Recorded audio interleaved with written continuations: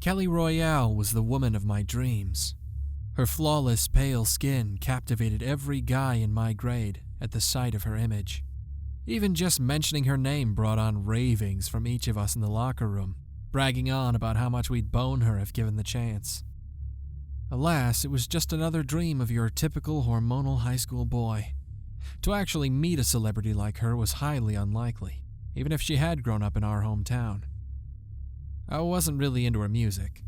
Pop wasn't exactly within my realm of taste. But with Kelly, I indulged in her angelic voice and sexy movements on camera. Her baby blue eyes stood out from the makeup and blush, and her strawberry blonde hair trickled down her perfect shoulders. Each new glamour shoot and music video only made me more delighted to see her. I wasn't a stalker type, though, let's make that clear. It's just, every guy has their ideal woman, and she fit the bill to a T for mine. When she won the title of Venus of the Year, I was even more ecstatic. Kelly Royale had a following, sure, but with this, she'd be pushed into the spotlight even more, which meant I'd get to see her around even more. And see her I did. Playboy, with their last dying breath, managed to bring her on for a couple of photos. I'm sure I wasn't the only guy in my grade to pop a few boners, though I wasn't degenerate enough to be looking at her in class. But when I did see her, I was enraptured. That same bright hair, perfect breasts, slim legs, and those arousing eyes. How I prayed for a girl like her to be mine. The spotlight certainly did wonders for her, and eventually rumors began to spread about her. On the most positive side of the whispers, it was said that Kelly had accepted an offer from a certain doctor about having a new kind of plastic surgery done. Apparently there's not any actual plastic used in most surgeries. The term just meant reshaping from some old Greek term. But if these rumors were true, this doctor had invented a new kind of artificial skin, one that would stay moldable thanks to the heat given off by the body or something. I didn't really understand most of the details, but eternally preserved beauty was definitely within my vocabulary.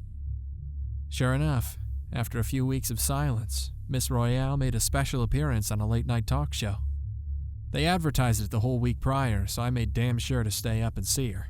She'd somehow become even more perfect, and the outfit she wore was barely allowable on live TV. Kelly explained she wanted to show off as much of the surgery's effects as she could, and she was not holding back. The audience roared and cheered and whistled, and I had to keep my own voice down as to not alert my parents to what I was watching. When Robert, the show host, asked her about the procedure, Kelly just smiled and held a delicate finger to her lips. She said she couldn't really talk too in-depth about it, other than a few scant facts. Robert was allowed to touch her forearm, and he reported that it felt like the smoothest skin on earth.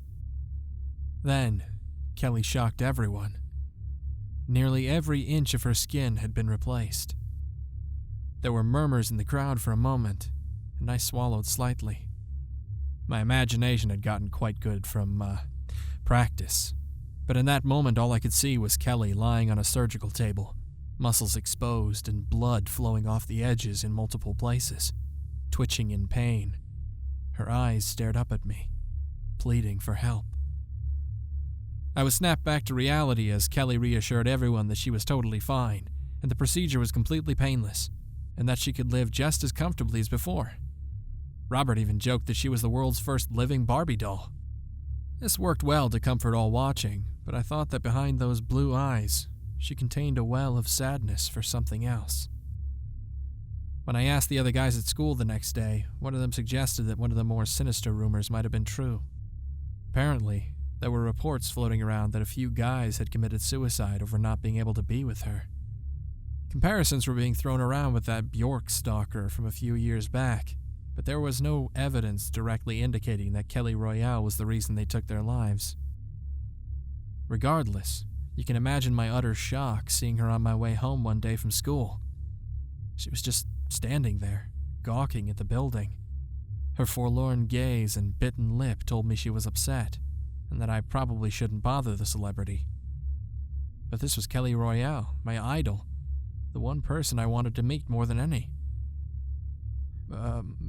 Miss Summers, are you okay? Was the only thing I could say between stutters. She didn't respond, continuing to stare at the school like a zombie. I decided to take a risk. I reached forward for her arm and tugged softly. Her skin truly was divine. I'd never felt something so soft that wasn't fur before. If it wouldn't have been so weird, I'd wish to hold her hand for days on end, enjoying the texture of her palm's embrace. I tried to memorize the feeling for, personal uses later. For the first time, her eyes terrified me. They were wide and horrific, piercing through my own and delivering a strange terror to my heart.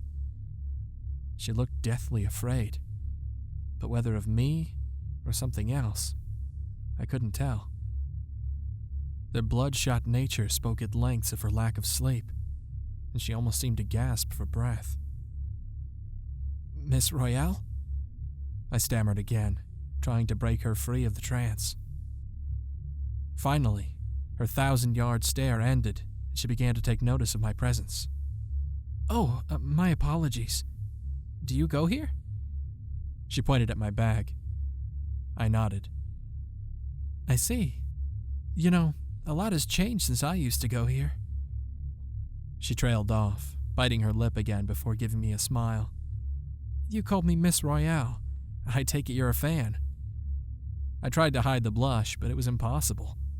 I nodded quickly. She grinned, then looked around strangely and reached into her coat for a pen.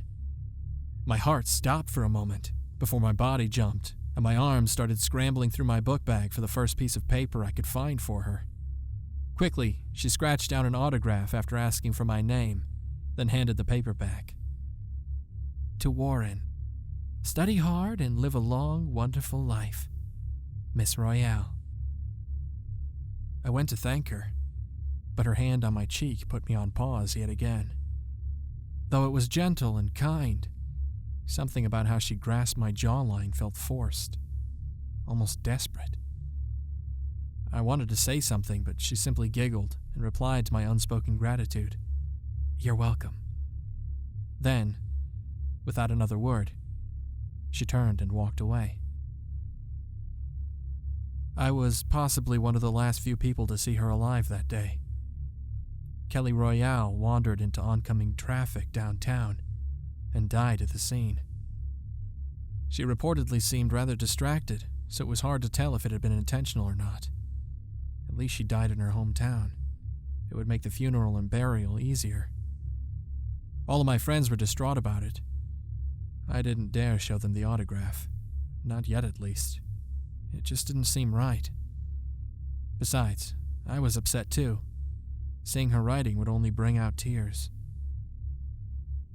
About a week after her funeral, I was still depressed about the whole ordeal. The memory of our meeting repeated in my head over and over, causing me to toss and turn in my bed night after night. Lying down one particular night, the images came onto me tenfold. The eyes were what stuck out the most. No matter what I did, all I saw when I tried to rest was her haunting stare. A foul stench forced me to wake up from whatever sleep I was beginning to attain, but the sight to come would not allow me to fall back into my slumber. Standing at the edge of my bed was a naked Kelly Royale. Her pristine skin shone in the lights that made their way in through my window, and normally I'd be very excited, but as time passed, I began to realize what was wrong with this image. First, I recalled that Kelly was dead, so the horrible smell only freaked me out even more as I came to the conclusion that a zombie was standing at the foot of my bed. Then, I noticed the cracks. All over her body were countless lines and chips, with brown oil slipping out from between their edges to stain her ghastly white skin. Around her major joints, the cracks were far larger, and massive drops of sludge pooled before falling to my bedroom floor with a loud splat. The rubber that had kept her beauty intact had grown cold and hard from lack of human heat, and was now splintering as this corpse moved about.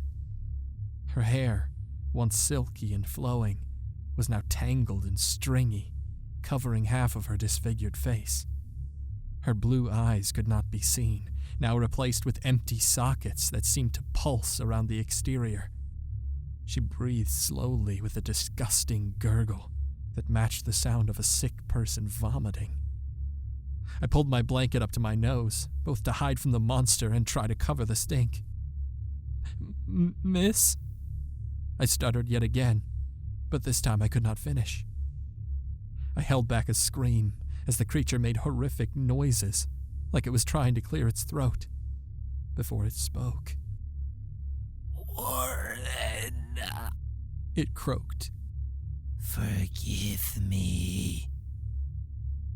Forgive her? Forgive her for what? He sent me back. I brushed those boys off. I didn't know my ignorance would make them. Oh, God. Please forgive me. Kelly's corpse moaned and wailed, her hands slowly drifting over her body. I could hear one side of her stomach crack and pop, and shortly after, a tube of meat slung itself out, dangling from the hole. I swallowed my vomit, too afraid to make any sudden movements lest this thing attack me. What are you doing here? I gave you the autograph. I need to atone. There were many men who wanted me, and now I must show them my true self. Don't you love me, Warren? Don't you all love me? She began to grapple her breast, unable to squeeze it as it had lost all softness along with her life. I could only stare in disturbed intrigue as she grew desperate and squeezed harder, shattering her skin like a porcelain doll, letting more rotting flesh and coagulated blood ooze from the new exit. The cracks spread as she tried to dance, whispering over and over again, asking for me to want her. A Glasgow smile resulted in her jaw dropping to the floor, quite literally, leaving her undead tongue swinging in the open. Then, she began to crawl onto the bed. I couldn't hold myself back any longer. I screamed and kicked for her to get off of me, but she would not retreat. The smell only grew stronger, and it clung to my hands as I slapped and punched her repeatedly. My feet pushed my blanket upwards, trying to hit her abdomen, but Kelly's advance was relentless. Despite not having a mouth, her pleas persisted. She moved her head beside mine as her intestines wormed their way out of her stomach and into my lap. My nose twitched at her filthy hair, and I groaned in immense discomfort as her hanging tongue lapped against my ear. A collection of pus and sludge pooled in my ear canal, and the zombie placed its hand on my stomach, tapping around for something more sensitive. That was the last straw. Without mercy, I grabbed Kelly Royale by the hair and yanked her back, only to pull a chunk out. The monster growled in anger at this, but I didn't care anymore. I punched my fist up into her stomach, breaking through instantly and leaving my hand to rest in a slithering pile of guts. Kelly brought her face to meet mine, almost as if to ask why I had done so, before the cracks overtook every part of her body. All at once, the greatest model on earth collapsed before my tear-flooded eyes, falling into a pile of mushy organs and shards of hard skin. Now, Kelly Royale is the woman of my nightmares.